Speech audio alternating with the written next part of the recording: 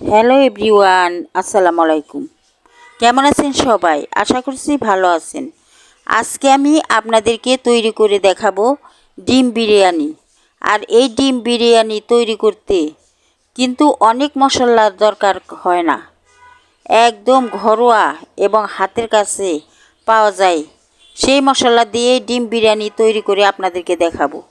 এই ডিম বিরিয়ানি খেতে কিন্তু দারুণ লাগে। এখানে আমি 5টা ডিম সেদ্ধ করে নিয়েছি, কতগুলা আলু কেটে নিয়েছি। এই ডিম বিরিয়ানিতে আলু দিলে আলুটা আর বিরিয়ানিটা খেতে দারুণ লাগে। এখন চুলায় প্যান বসিয়ে দিলাম, প্যানে অল্প তেল দিয়ে দিলাম। তেলের মধ্যে ডিমগুলা আমি দিয়ে দিলাম। এখন এর মধ্যে আমি লবণ দিয়ে দিব। ডিমগুলা হালকা ভেজে নিব। ডিমগুলা হালকা ভেজে নেওয়ার পর চুলার থেকে নামিয়ে নিব। চুলার থেকে ডিমগুলাকে নামিয়ে নিচ্ছি, কারণ ডিমগুলো আমার ভাজা হয়ে গেছে। যে তেলটা প্যানে থাকবে সেই তেলের মধ্যে আমি আলুগুলা ভেজে নিব। আলুগুলা দিয়ে দিলাম। আলুগুলা দেওয়ার পর আমি একটু আলুগুলাকে ভাজবো, কারণ আলু ভাজলে বিরিয়ানি রান্না করলে আলুগুলা ভেঙে যাবে না। আমি আলুগুলা ভেজে নিচ্ছি। এখন আলুগুলা আমার ভাজা হয়ে গেছে। এই আলুগুলাকে আমি চুলার থেকে নামিয়ে নিলাম।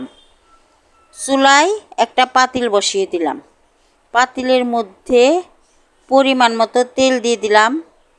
এখন এর মধ্যে 1.5 চামচ ঘি দিয়ে দিব। যেহেতু বিরিয়ানি, ওই কারণে ঘিটা দিতে হবে। ঘি দিলে বিরিয়ানিটা খেতে ভালো লাগে। এখন এর মধ্যে পেঁয়াজ দিয়ে দিব। পেঁয়াজটা অনেকগুলা দিয়ে দিলাম, মানে 1 কাপ পরিমাণ। এখন পেঁয়াজটাকে আমি একটু নেড়ে এর মধ্যে আমি একটা তেজপাতা দিয়ে দিব।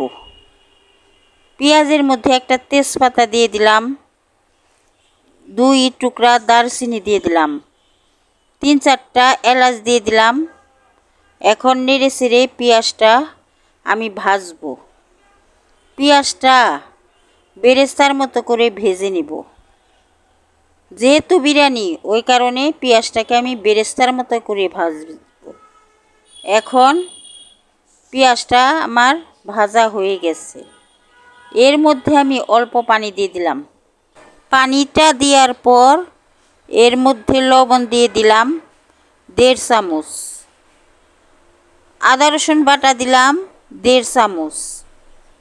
এখন এর মধ্যে আমি বিরিয়ানির মশলা দিয়ে দিব 3 টেবিল চামচ।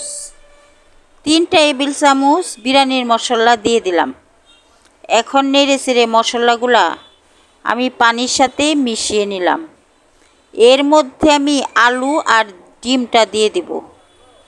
এর মধ্যে আলু আর ডিমটা দিয়ে দিলাম। এখন আলুটা আর ডিমটা কিছুক্ষণ রান্না করে নিব। আলুটা আর ডিমটা কিছুক্ষণ রান্না করার পর আমি ডিমটাকে তুলে নিব আর আলুটার মধ্যে চাউলগুলা দিয়ে দিব, কারণ আলুটার মধ্যে চাউল দিলে আলুটা ভালোভাবে সেদ্ধ হয়ে যাবে। আমি ডিমটা আর আলুটা রান্না করে নিলাম। রান্না আমার হয়ে গেছে। এখন ডিমগুলা আমি এই মশলার থেকে তুলে নিলাম। মশলার থেকে ডিমটা তুলে নেওয়ার পর এর মধ্যে পোলাওয়ের চাউল আমি দিয়ে দিলাম। দেখেন ডিমগুলা তোলা হয়ে গেছে। এখন চাউলগুলা আমি দিয়ে দিলাম।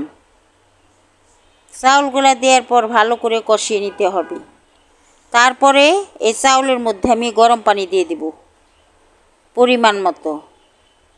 চাউলগুলাকে ভালোভাবে কষিয়ে নিলে চাউলগুলা রান্না করার পর নরম হয়ে যাবে না। ওই কারণে চাউলটাকে ভালোভাবে কষিয়ে নিতে হয়। এখন চাউলটা আমার কষানো হয়ে গেছে। এর মধ্যে আমি আরেকটু লবণ দিয়ে দিলাম। লবণ দেওয়ার পর নেড়ে চেড়ে লবণটাকে এই চাউলের সাথে মিশিয়ে নিলাম। এখন এর মধ্যে আমি গরম পানি দিয়ে দিলাম পরিমাণ মতো। আপনারা যদি পরিমাণ মতো না দিতে পারেন, 1 কাপ চাউলের জন্য 2 কাপ পানি দিতে হবে, আর 2 কাপ চাউলের জন্য 4 কাপ পানি দিতে হবে। এইভাবে মেপে পানিটা দিয়ে দিবেন। এখন ভালোভাবে নেড়ে চেড়ে আমি ঢেকে দিলাম। কিছুক্ষণ রান্না করলাম। কিছুক্ষণ পর ঢাকনা তুলে এর মধ্যে আমি কাঁচামরিচ দিয়ে দিলাম 4টা। এখন আবারও নেড়ে দিলাম। নেড়ে দেওয়ার পর আবারও কিছুক্ষণ রান্না করে নিব। আবারও কিছুক্ষণ রান্না করে নিলাম। কিছুক্ষণ পর দেখি পানিটা অনেকটাই টেনে গেছে। এখন নেড়ে চেড়ে এর মধ্যে আমি কতগুলা কিশমিশ দিয়ে দিব। কিশমিশ দিলে বিরিয়ানিটা খেতে দারুণ লাগে। আমি কিশমিশগুলা দিয়ে দিলাম। এখন ভালোভাবে নেড়ে চেড়ে আবারও ঢাকনা দিয়ে ঢেকে কিছুক্ষণ আবারও রান্না করব। এখন চুলার জালটা একদমই কমিয়ে দিতে হবে, তা না হলে বিরিয়ানিটা পুড়ে যাবে। আমি আবারও কিছুক্ষণ রান্না করে নিলাম। এখন এর মধ্যে আমি নেড়ে চেড়ে ডিমগুলা দিয়ে দিব।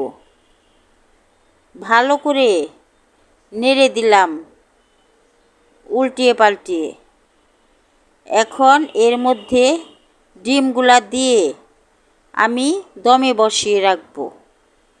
ডিমগুলা এই বিরিয়ানির সাথে দিয়ে দিলাম।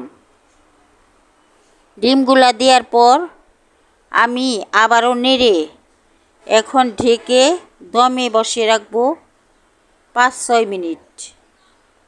আপনারা চাইলে আরও বেশিও রাখতে পারেন। এখন আমি ঢাকনা দিয়ে ঢেকে দমে বসিয়ে রাখলাম। কিছুক্ষণ পর মানে 5-7 মিনিট পর ঢাকনা তুলে দেখি আমার বিরিয়ানিটা একদম রান্না রেডি হয়ে গেছে। এখন আমি বিরিয়ানিটাকে চুলার থেকে নামিয়ে নেব। বিরিয়ানিটাকে আমি চুলার থেকে নামিয়ে নিলাম। একবার এইভাবে ডিম বিরিয়ানি রান্না করে খেয়ে দেখেন। আশা করছি আপনাদেরও খুব ভালো লাগবে। যদি আমার রেসিপিটি ভালো লাগে তাহলে একটা লাইক দিয়ে সাবস্ক্রাইব করে ফলো করে দিবেন। আল্লাহ হাফেজ।